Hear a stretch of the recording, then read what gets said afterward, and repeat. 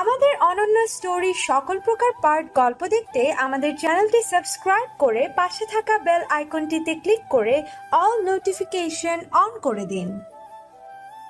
কিছু কি লক্ষ্য করেছিস? আনন্দে মেতে থাকায় এবং নিহালের বন্ধুদের সাথে ঝগড়ায় আমোদিত থাকার দরুন আহিলের কথাগুলো জুই শুনল না। আহিল এবার জুইয়ের হাতে চিমটি কেটে কথাগুলো পুনরায় বলল। জুই বিস্ফোরিত দৃষ্টিতে একবার সুভাষের দিকে তাকায়। আহিলের কথাই সত্য, ছেলেটি তার দিকে তাকিয়ে রয়েছে। দুজনের চোখে চোখ আটকাতেই সুভাষ সরল হাসে।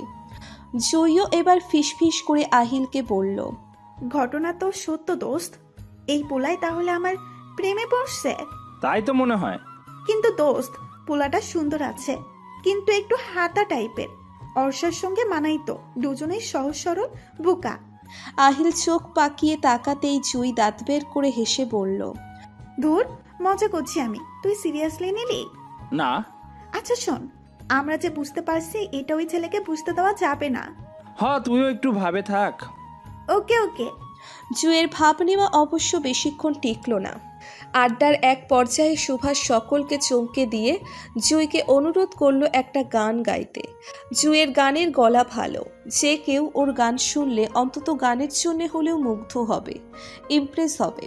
আর বরপক্ষের সামনে এই সুযোগ মোটেও হাতছাড়া করলে চলবে না। তাই সে খালি গলাতেও গান ধরল। উপস্থিত সকলেই অভিভূত হয়, এমনকি খুশি হয়ে সুভাষকে 500 টাকার নতুন চকচকে একটি নোট উপহার দিল। এতে এবার বাকিরাও যা বোঝার বুঝে নিল। রাতে বরপক্ষের বয়োজ্যেষ্ঠরা খাওয়ার পরে লামিয়া ও নিহালের বন্ধুরা সবাই খেতে বসেছে। সুভাষ বসেছে জুয়ের পাশে। ছেলেটা সহজ সরল হলে কি হবে, কথা বলে দারুণ। ওর কথার মোহেতেই জুই আইসক্রিমের মতো একটু একটু করে গলতে শুরু করে। গলা শেষ হয় ফেসবুকে অ্যাড হয়ে, ফোন নাম্বার নিয়ে। দিদার সব লক্ষ্য করে বন্ধুদের উদ্দেশ্যে বিড়বিড় করে বলে, সো ফাস্ট। আশিকও হেসে বলে, জুই তো অবশ্যই করবে কই কই। খাওয়া দাওয়ার পাট চুকিয়ে যে যার বাড়ি চলে আসে। অর্ষা আর আহিলেরও বাড়ি ফিরতে রাত 11টা পার হয়ে যায়। এত যে দেরি হবে সেটা ওরা ভাবেনি। রাত 12টা বাজতে চলল। আজ শোরুম থেকে বের হতে অনেক দেরি হয়ে গেছে। কেয়া ব্যস্ত পায়ে বাস স্টপেজের দিকে এগোচ্ছিল। পথিমধ্যেই চায়ের দোকান থেকে বের হওয়া এক যুবকের সঙ্গে ধাক্কা লেগে যায়। দাঁত মুখ খিচে কিছু বলতে যাবে তখন লোকটি অনবরত সরি বলা শুরু করে। মুখোমুখি হয়ে দুজনেই বেশ অবাক হয়। আহনাব মৃদু হেসে বলে, আরে আপনি? হেসে ফেলে কেয়াও। রাগ গিলে হাসি মুখে বলে, হ্যাঁ, বাসায় যাচ্ছি। কিন্তু আপনি এখানে কেন? একটা কাজে বের হয়েছিলাম, অনেকক্ষণ হয়েছে, পেটে চা কফি কিছু পড়েনি। আমার আবার ঘন ঘন চা কফি খাওয়ার বাতিক রয়েছে, তাই আর থাকতে না পেরে গাড়ি থামিয়ে এই দোকানে চা খেতে এসেছিলাম। খেলেন? হ্যাঁ, তবে তৃপ্তি পাইনি। প্রথমে পানসে লাগলো, পরে বললাম আরেকটু চিনি দিন। চিনি নেওয়ার পর মনে হলো শরবত, উল্টো মুখ নষ্ট হলো। কেয়া হেসে বলল, একদিন সময় করে টিএসসিতে যান, ওখানকার যা দারুণ। যাব। আপনার দেরি হচ্ছে না? তাই একটু ইচ্ছে বই কি। কিসে যাবেন? বাসে। এত রাতে বাসে? কিছু করার নেই। আপনাদের বাড়ি হয়ে যাব, সমস্যা না থাকলে আমি পৌঁছে দিতে পারি। পরিচিত মানুষের সঙ্গে যেতে সমস্যা কোথায়? My pleasure. দুজনে গিয়ে গাড়িতে উঠে বসে। কেয়া আহনাপের অ্যাক্সিডেন্টের গল্প শোনে, অর্ষার খোঁজ খবর নেয়। গল্পের মাঝেই ওরা বাড়িতে পৌঁছে যায়। কেয়া অনেকবার পীড়াপিড়ি করেছে আহনাবকে ভেতরে আসার জন্য, তবে আহনাব রাজি হয়নি। কেয়াকে নামিয়ে দিয়ে সে বাড়ির পথে রওনা দিয়েছে। কেয়া ভিতরে গিয়ে দেখে রুহুল আমিন মাত্রই ফ্রেশ হয়ে খেতে বসেছে। ওকে দেখে সে বলল, অপেক্ষা করব। কেয়া নিজের রুমে যেতে যেতে বলল, না দুলা ভাই, আপনি খাওয়া শুরু করেন। রুহুলের সামনে গম্ভীর মুখে বসে রয়েছে কুসুম, মুখে তার অমাবস্যা তিথি। প্লেটে ভাত দিতে দিতে সে বলে, তোমার মতিগতি তো আমি কিছু বুঝি না। তুমি কোন আক্কেলে অর্ষাকে ওই বাড়ির ঢ্যাং ঢ্যাং করে পাঠালে? তিয়াসকে নিয়ে বাড়ির কাজকর্ম ও রান্নাবান্না করতে কত কষ্ট হয় আমার, জানো? রুহুল উত্তর করল না। সে নিশ্চুপে খেয়ে যাচ্ছে। কেয়া ঘর থেকে সবই শুনেছে। ফ্রেশ হয়ে সেও চুপচাপ খেতে বসে। কুসুম কেয়ার প্লেটে ভাত বাড়তে বাড়তে রুহুলকে কড়া করে বলল, আমি অত শত বুঝি না, তুমি কালই অর্ষাকে বাড়িতে নিয়ে আসবে। এ কথার প্রত্যুত্তর রুহুল করার পূর্বেই কেয়া করল। সে জিজ্ঞেস করল। কেন? কুসুম মৃদু চিৎকারের সহিত পড়ল। কেন মানে? সারাদিন তো থাকিস বাইরে, তুই কিভাবে জানবি বাড়িতে কাজকর্ম করতে আমার কত কষ্ট হয়? বাইরে আমি আমোদ করে বেড়াই না আপু, কাজ করতে যাই। ব্যঙ্গ করে হেসে বলল কেয়া। সে যাই করিস, আমার কষ্ট তো আর বুঝিস না। ওই মেয়েকে খাওয়াই পড়াই আমরা, আমাদের সাহায্য না করে অন্যের বাড়িতে পড়ে থাকবে। এতে যদি ওর ভালো হয় তো থাকুক না কিছুদিন, সমস্যা কোথায়? ও, তুই ওর ভালোটা দেখছিস, আর আমার ভালো তোর সহ্য হয় না? এখানে ভালো খারাপ চাওয়ার কিছু নেই। তুমি তো প্রায় প্রতিদিনই বলতে অর্ষাকে বিদায় করতে, এতে নাকি তোমার আপদও বিদায় হবে। তাহলে মাত্র একটা দিনেই অর্ষাকে ছাড়া এমন হাঁপিয়ে উঠলে? কুসুম দাঁত মুখ খিচে স্বামীর উদ্দেশ্যে বলে। দেখেছো দেখেছো, নিজের বোন হয়ে আমাকে কথা শোনাচ্ছে, ঘরশত্রু বিভীষণ। রুহুল কিছু বলার আগেই কেয়া উঠে পড়ে, না খেয়ে চলে যায় রুমে। রুহুল চাপা স্বরে বলে। সারাদিন কাজ করে বাড়িতে এসে এসব জ্ঞান জ্ঞান ভালো লাগে না কুসুম। সব ভালো তো আর তুমি একা বোঝো না, আমায়ও না হয় একটু ভালোটা বুঝতে দাও। এখন সাময়িক কষ্ট হচ্ছে তোমার, পরে সুখে থাকবে, ধৈর্য ধরো। কুসুম জানে না স্বামী তার কিসের জন্য এত ধৈর্য ধারণ করতে বলছে, তবে তার এত ধৈর্য নেই। সে রাগে দু চারটে কথা শোনাতে গিয়েও চুপ করে রইল। 1 ঘন্টার মতো ঘুমিয়ে অর্ষা পড়তে বসেছে। দিনের তুলনায় রাতে তার পড়া ভালো হয়। পড়তে পড়তে পানি পিপাসা পায় তার, কিন্তু উঠতে মন চাইছে না। তার রুম ব্যতীত সবার রুমের লাইট বন্ধ, এমনকি ড্রয়িং রুমের লাইটটাও বন্ধ করে রাখা।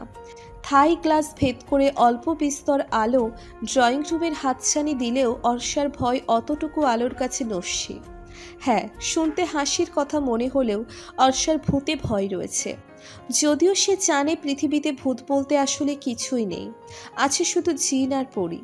সে ছোটবেলায় নানুর কাছে গল্প শুনেছে অনেক, পরীরা নাকি শুধু ছেলেদের পছন্দ করে। তার এই জন্য খুব রাগ হতো, কেন শুধু পরীরা ছেলেদেরকেই পছন্দ করে, মেয়েদের কেন নয়? তাহলে সেও পরীর সঙ্গে পরীর দেশে গিয়ে ঘুরতো, খেত, বেশ মজা হতো।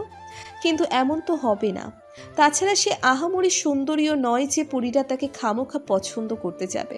তবে জিন নামটাই তো কেমন ভয়ঙ্কর। পরী নামটা শুনলে চোখের দৃশ্যপটে যেমন সুন্দরী মেয়ের মুখশ্রী ভেসে ওঠে, জিনের বেলায় তেমনটা হয় না। জিনের কথা ভাবলেই চোখের পাতায় ভয়ঙ্কর ভয়ঙ্কর সব মুখ ভেসে ওঠে, ভয়ে শরীরের লোম দাঁড়িয়ে যায়। ছোট থেকেই সে ভীতু গোছের মেয়ে ছিল, এখনো তার সেই ভয় কাটেনি। ওদের নিজেদের বাড়িতে টয়লেট বাইরে, রাতে প্রাকৃতিক ডাক পড়লে ভয়ে একা বের হতো না, কেয়াকে সাথে নিয়ে যেত। এই বাড়িতে অবশ্য টয়লেটের ভয়টা নেই, রুমের ভেতরেই সব। তবুও একলা রুমে হঠাৎ হঠাৎ একটুখানি ভয় জেঁকে ধরলেও পড়ার তালে আবার ভুলে যায়। কিন্তু এখন যে পানি পিপাসা পেল, পিপাসা তো ভোলার বদলে আরও বেশি বাড়ছে। প্রতিদিন ওয়াটার বোতলে পানি থাকে, আজ ঘুমের তালে পানি ভরতে মনে ছিল না। এক মনে ভাবলেও ওয়াশরুম থেকে পানি আনবে কিনা। পরক্ষণে গা আবার কেমন ঘিন ঘিন করে উঠল। যতই পরিষ্কার পরিচ্ছন্ন হোক, ওয়াশরুম তো ওয়াশরুমই। সে সকল ভয়কে একপাশে ছুঁড়ে ফেলে মনে সাহস সঞ্চয় করল। চোখ বন্ধ করে বার দুয়েক বড় বড় শ্বাস নিয়ে পানির বোতল হাতে নিল। দরজার সামনে গিয়ে দাঁড়িয়ে পড়ে, একবার আগায় তো একবার পেছায়। হুট করে তার মনে হলো ড্রয়িং রুমের লাইট জ্বলছিল, তাহলে এখন নেই কেন? মনের ভুল হবে হয়তো। সে পা টিপে টিপে রান্নাঘরের দিকে আগায়। আরে রান্নাঘর থেকে ঘুটুর মুটুর শব্দ আসছে, ইঁদুর নাকি? এতক্ষণ তার রুমের অল্প আলোটুকু ঠিকরে এদিকে আসছিল বলেই তো মনে হচ্ছিল, তাহলে এখন এমন অন্ধকার মনে হচ্ছে কেন? সে ঘুরে পিছিয়ে তাকায়, এ কি, তার রুমের লাইটও তো বন্ধ। এবার রান্নাঘরের শব্দ জোরালো হয়, সেই সাথে বিরক্তি সূচক একটা শব্দ বের হয়। সে তাকানোর সাহস না পেলেও তার অবচেতন মন রান্নাঘরে তাকানোর সায় দেয়। সে থমকে তাকায়, অন্ধকারে চোখ শুয়ে এসেছে এতক্ষণে। লম্বা দীর্ঘকায় আবছা কিছু রান্নাঘরের দরজায় দেখেই সে জোরে চিৎকার দেয়। ওর চিৎকারে বাড়ির সকলের ঘুম ভেঙে যায়। আবছা জিনিসটা ক্রমেই অর্ষার দিকে এগিয়ে আসছিল, আর অর্ষার চিৎকারের শব্দও বাজছিল। এবার জিনিসটি কাছে এসে অর্ষার মুখ চেপে ধরে বলে, শাট আপ। আমি আহনাব। অর্ষার ভয় কাটেনি। সে মুখবন্ধ অবস্থায় চিৎকার করার চেষ্টা করে। কারেন্ট না থাকায় বাড়ির সকলে ফোনের ফ্ল্যাশ জ্বালিয়ে ড্রয়িং রুমের দিকে আসতেছে। আলো এসে ততক্ষণে ওদের ওপরেও পড়েছে। কিচেনের সাথে রেনুর রুম, তাই সবার আগে রেনু এসে পৌঁছয়। সে ঘুম চড়ানো চোখে তাকিয়ে বলে, হাই আল্লাহ, বড় ভাইজান, আপনি আপার মুখে কি করতেছেন? রেনুর এ কথার অর্থ যে দুরকম হয় সেটা এই বোকা রেনুকে কে বোঝাবে? বাড়ির মানুষ কি শুনেছে? আহনাপের এখন জ্ঞান শূন্য অবস্থা। সে অর্ষার মুখ থেকে হাত সরিয়ে কিছুটা দূরত্ব রেখে দাঁড়ায়। লজ্জায় স্তব্ধ আহনাব মূর্তির ন্যায় অন্যপাশ ফিরে দাঁড়িয়ে রয়েছে। রেনু যে কথা বলেছে এরপর তো আর মুখ না ঘুরিয়ে উপায় নেই। সত্যি বলতে সে নিজেই আহুব্বক বনে গেছে। বাকিদের কি অবস্থা কে জানে। এই মুহূর্তে তার শামুক হতে ভীষণ ইচ্ছে করছে। শামুক যেমন নিজের সেফটির জন্য শক্ত খোলসের আবরণের মধ্যে নিজেকে চট করে লুকিয়ে ফেলে, তারও ঠিক সেরকম নিজেকে শক্ত কোনো আবরণে আবৃত করে ফেলতে ইচ্ছে করছে।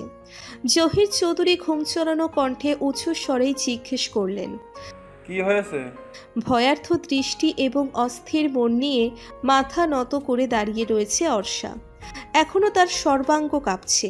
তবে ছায়া মূর্তিটি যে কোনো জিন পরি নয়, বরং আহনাব ছিল এটা বুঝতে পেরে সে লজ্জায় মূর্ছা যাচ্ছে। আর বুঝলই যখন, আরেকটু আগে বুঝলে কি এমন হতো। রেনুও প্রায় নিশ্চুপ নির্বিকার। সে বুঝতে পারছে না তার কিছু বলা উচিত কিনা। আমিনা বেগম এগিয়ে অর্ষার কাছে যান, মাথায় হাত বুলিয়ে জিজ্ঞেস করেন, কি হয়েছে রে মা? এরা কি কেউ রেনু আপার উদ্ভট কথাটি শুনেছে? অর্ষা আর চোখে একবার তাকায়। এখানে আহিল নেই, ওর ঘুম ভাঙেনি তাহলে? অর্ষাকে এ যাত্রায়ও আহনাব বাঁচিয়ে দিল। সে বিবৃতি দেওয়ার ভঙ্গিতে বলল, আমি কফি বানাতে এসেছিলাম, এর মধ্যে কারেন্ট চলে গেল, আর অর্ষাও এই সময় এদিকে এসেছে। সম্ভবত অন্ধকারে আমায় দেখে ভয় পেয়েছে। অর্ষাও নিজেকে সবার সামনে ক্লিয়ার করতে তড়ি ঘড়ি করে বলল, আসলে আমি পানি নিতে আসছিলাম, আর সত্যি আমি ভয় পেয়েছিলাম। মুচকি হাসলেন আমিনা বেগম, পিঠে হাত বুলিয়ে বললেন, আর ভয় পাওয়া লাগবে না, পানি নিয়েছে। অর্ষা দুদিকে মাথা নাড়ায়। তিনি রেনুকে বললেন, ওর পানির বোতলটা ভরে ঘরে দিয়ে আয়। রেনু মাথা নাড়ায়। আহনাব মনে মনে হাঁপ ছেড়ে বাঁচে। যদি বাবা মা রেনুর কথাটা খেয়াল করত এবং আহিল এখানে থাকতো, তাহলে কি বিশ্রী একটা ঘটনাই না ঘটে যেত। ঘরে ফিরে অর্ষার আর পড়া হলো না। রেনু পানির বোতলের সাথে টর্চও দিয়ে গেছে, কিন্তু সে পড়াতে মন বসাতে পারেনি। তাই দুরু দুরু বুকে আয়তুল কুরসি পড়তে পড়তে ঘুমিয়ে পড়েছে। ঘুম যখন ভাঙে তখন বেশ বেলা হয়ে গেছে। উঠে দ্রুত রেডি হয়ে নেয়। রেনু অর্ষাকে দেখে বলল, আল্লাহ গো আল্লাহ, আপাকে ঘুম ডাইনা দিছে নাচকা। ডাকতে ডাকতে মনে হয় আমার দম বাইর হইয়া গেছে, তবু আপনারে উঠাইতে পারি নাই। অর্ষা অপ্রস্তুতভাবে হাসে। আহিলের নাস্তা করা শেষ। সে চেয়ার থেকে উঠতে উঠতে বলল, জলদি খেয়ে নে। অর্ষা দেয়াল ঘড়ির দিকে তাকিয়ে বলল, সময় নেই, লেট হয়ে যাবে। আহিলকে আর কিছু না বলে রেনুকে বলল, টিফিন বক্সে ব্রেকফাস্ট দিয়ে দাও। অর্ষা ওর দিকে তাকিয়ে মৃদু মুচকি হাসে। সত্যি কথা বলতে কি, বাবার পর নিজের আপন ভাইও তাকে এতটা কেয়ার করেনি, বরং উঠতে বসতে কথা শুনিয়েছে, অকারণেও মেরেছে। সেখানে বাবার পর পুরুষের দ্বিতীয় স্থানটি আহিলকে নিঃসন্দেহেই দেওয়া যায়। অর্ষার মনে আছে, ওরা যখন ইন্টার প্রথম বর্ষে নতুন ভর্তি হয়, তখন ক্লাসের একটা মেয়ে আহিলকে প্রপোজ করেছিল। মেয়েটি ছিল দুর্দান্ত সুন্দরী। যেমন সুন্দর দেখতে তেমনই তার গুণ। অসাধারণ গান গায় এবং নৃত্যও করে। আহিল যে দেখতে কোনো অংশে কম সেটাও তো নয়। অর্ষার সাথে আহিলের বন্ধুত্বের বয়স তখন 2 মাস। মেয়েটির সাথে আহিলের রিলেশন হয়। তবে এক পর্যায়ে মেয়েটি আকারে ইঙ্গিতে অর্ষার উপস্থিতি বুঝিয়ে দিয়েছিল। এটাও বুঝিয়েছিল তাকে সে নিজের পথের কাঁটা মনে করে। অর্ষা বিষয়টি যখন বুঝতে পারে, তখন চেষ্টা করেছিল নিজেকে গুটিয়ে নেওয়ার। কোনো মেয়েই হয়তো তার ভালোবাসার মানুষটির পাশে অন্য কোনো মেয়েকে সহ্য করতে পারে না। তাই সেও অর্ষাকে সহ্য করতে পারেনি। যদিও আহিল এবং অর্ষার মাঝে বন্ধুত্বটা তখনও ততটা গাঢ় হয়নি। শেষমেশ একদিন মেয়েটি অর্ষাকে নিয়ে যা তা বলায় আহিল ব্রেকআপ করে ফেলে। রিজন হিসেবে মেয়েটিকে বলেছিল, তোমার আগে অর্ষা আমার জীবনে এসেছে, আমাদের মধ্যে বন্ধুত্ব ছাড়া অন্য কোনো সম্পর্ক নেই। এছাড়া আমরা কখনো এমন আচরণ করি না যেটা তোমার খারাপ লাগবে বা সন্দেহ করবে। সুতরাং যে আমার বন্ধুদের সহ্য করতে পারবে না তাকে আমার জীবনেও প্রয়োজন নেই। মেয়েটি সেদিন প্রত্যুত্তরে কিছুই বলেনি। এর কিছুদিন পর্যন্ত কলেজেও আসেনি। এসবের জন্য অর্ষার খুব খারাপ লাগতো। বারবার মনে হতো সবকিছুর জন্য হয়তো সে নিজেই দায়ী। কিছুদিন পর অন্যদের মাধ্যমে জানা যায় মেয়েটি টিসি নিয়ে চলে গেছে। আহিলের কোনো ভাবান্তর লক্ষ্য না হলেও মনে মনে অর্ষার খারাপ লাগাটা ভীষণ বেড়েছিল। মেয়েটির সাথে যোগাযোগ করারও চেষ্টা করেছিল, তবে কোথাও কোনো হদিশ পাওয়া যায়নি। অতীতের পাতা উল্টাতে গিয়ে যে কলেজেও এসে পড়েছে সেই খেয়ালটাও অর্ষার নেই। আহিল যখন বলল, কিরে নামবি না? অর্ষার হুঁশ আসে তখন। সে বাইক থেকে নেমে ক্লাসের দিকে যায়। জুই আর লামিয়া বাদে বাকিরা থমথমে মুখে বারান্দায় দাঁড়িয়েছিল। অর্ষা গিয়ে ওদের পাশে দাঁড়ায়। রেশমির গলা জড়িয়ে ধরে জিজ্ঞেস করে, কি হয়েছে রে? রেশমি গম্ভীর মুখে উত্তর দিল, হয়েছে আমাদের কপাল। অর্ষা বুঝল না কিছু। ফ্যালফ্যাল দৃষ্টিতে তাকিয়ে রইল তিনজনের দিকে। আশিক হঠাৎ করে অর্ষার সামনে আসে। ওর হাত নিচের হাতের ওপর রেখে বলে, কথা দে তুই কখনো প্রেম করবি না। অস্ফুট স্বরে অর্ষার মুখ থেকে বেরিয়ে আসে। মানে? আহিলও এবার সেখানে এসে উপস্থিত হয়। ওদেরকে অন্যরকম দেখে সেও জিজ্ঞেস করে, হয়েছে কি? এবার রেশমিও আশিকের মতো একই কাজ করলো আহিলের সঙ্গে। আহিল ভ্রু কুঁচকে জানতে চাইল, এটা কথা দেওয়ার মতো কিছু? মাঝখানে ফোড়ন কাটল দিদার। সে চটজলদি রেশমির হাতটা নিজের হাতের ওপর রেখে বলল, ছেলেদের কথা দেওয়া লাগে না, কারণ ছেলেরা সেলফিশ হয় না, সেলফিশ হচ্ছে নারী জাতি। তুইও সেলফিশ থুকো, মানে বলতে চাচ্ছি তুইও সেলফিশের মতো হতে পারিস যে কোনো মুহূর্তে। সুতরাং তুই আর অর্ষা কথা দে যে প্রেম করবি না কখনো। অর্ষা এবার চরম বিরক্ত হয়। একেই তো ক্ষুধা লেগেছে, তার মধ্যে আবার ওদের নাটক। কি হয়েছে সেটাও বলছে না, শুধু কথা পেঁচাচ্ছে। গ্যাঞ্জাম পার্টির হুটহাট মাথায় গন্ডগোল হয় বলে অর্ষা বিশেষ পাত্তা দিল না। সে ক্লাসে চলে যায়। রেশমি আশিক আর দিদারকে উদ্দেশ্য করে আহিল জিজ্ঞেস করলো, লামিয়া আর জুই আসেনি? অর্ষা ক্লাসে গিয়ে রীতিমতো স্তব্ধ। ওরা সব সময় যেই বেঞ্চিটিতে চারজন মিলে বসে সেই বেঞ্চেই দুমাথায় জুই আর লামিয়া দুজনে ব্যাগের ওপর মাথা রেখে ফোনে ফুসুর ফাসুর করছে। হঠাৎ হঠাৎ যে দুটিতে কথা বলতে বলতে হাসছে সেটা ওদের শরীরের কাঁপুনি দেখেই বোঝা যাচ্ছে। এতক্ষণে বাইরে ওদের নাটকের কারণটা ক্লিয়ার হলো, তবে সে তো বিস্ময় আর মোটেও আটকে রাখতে পারছে না। জুই নিজেও তো লামিয়ার থেকে কম ফার্স্ট নয়। একদিন আর এক রাতেই প্রেম এত উতলে পড়ল। অর্ষা অসহায় দৃষ্টিতে কিছুক্ষণ তাকিয়ে থেকে লম্বা শ্বাস নেয়। এগিয়ে গিয়ে ব্যাগটা মাঝখানে রাখে। লামিয়া আর জুই একবার ওর দিকে তাকিয়ে আবারও আগের স্থানে থেকে কথায় ব্যস্ত হয়ে পড়ল। হতাশ হতে হয় ওদের কাণ্ডে। সে পেছনের বেঞ্চে গিয়ে সামনের বেঞ্চে এলো।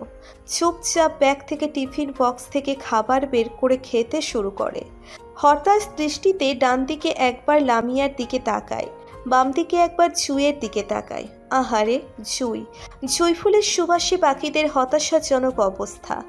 অন্য সময় হলে সবাই খাবার কাড়াকাড়ি করে খেত। দেখা যেত অর্ষা হয়তো নিচেও ভাগ পেত না খাবার।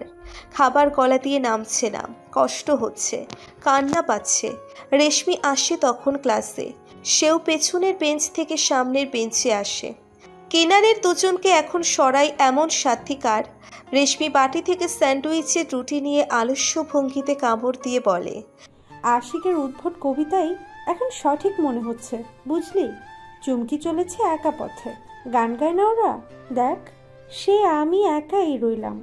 অর্ষা সান্ত্বনা দেওয়ার ভঙ্গিতে বলে, থাক, মন খারাপ করিস না, আমি আছি তো। জুয়ের কথা বলা শেষ হলে ফোন ব্যাগের ভেতর রাখে। উচ্ছ্বসিত কণ্ঠে বলে, জানিস কি হয়েছে? রেশমি মুখ ঝামটা মেরে বলে, ক্লাসে এসে অবধি যা প্রেম প্রীতি শুরু করেছিস, কিছু জানতে বাকি আছে এখনো? জুই ওর গলা জড়িয়ে ধরে বলল, না রে, প্রেম এখনো হয়নি, হলে তোদের বলতাম না। তোকে আর লামিয়াকে এখন আর বিশ্বাসই করি না। অর্ষাও হতাশা সুরে বলল, আজকে শেষ ক্লাস আমাদের। আজকের দিনটা কি ফোনে ফুসুর ফাসুর না করলেই নয়। সরি জান, একটু কথা বলতে গিয়ে এতক্ষণ কথা বলেছি, খেয়ালই করিনি। আসলে সুবাদ যে এত সুন্দর গুছিয়ে কথা বলে, কি বলবো আর তোদের। লামিয়ারও ফোনে কথা বলা শেষ। সেও ওদের উদ্দেশ্যে বলল, কি গল্প করছিস তোরা? রেশমি চটজলদি অর্ষাকে জড়িয়ে ধরে গালে গাল মিলিয়ে বলল, আমরা দুই এতিম তোদের মাঝখানে বসেছি, মানে এই নয় যে মন চাইলে আমাদের সাথে কথা বলবি, আবার মনে না চাইলে বলবি না। তোরা ভাগ, ফোনে কথা বল, যা হুশ হুশ। জুই কিংবা লামিয়া কেউই সরল না, বরঞ্চ দুজনে দুপাশ থেকে দুজনকে শক্ত করে জড়িয়ে ধরে নিজেদের ভুলের জন্য মাপ চাইল। শেষ ক্লাস করে সবাই মিলে রেস্টুরেন্টে চলে যায়। মিনিট বিশেক এক একজনের মান অভিমানের পালা চলে। এরপর আবারও আগের মতো হয়ে যায় গ্যাংটি। হই হুল্লোর, আড্ডা, মাস্তি, ছবি তুলে দিনটিকে ওরা যতটা সম্ভব স্মরণীয় করে রাখার চেষ্টা করলো। আমিনা বেগম বারবার করে আহনাবকে বারণ করছেন আজই যেন সুইজারল্যান্ডে না যায়। আহনাব রেডি হতে হতে বলল,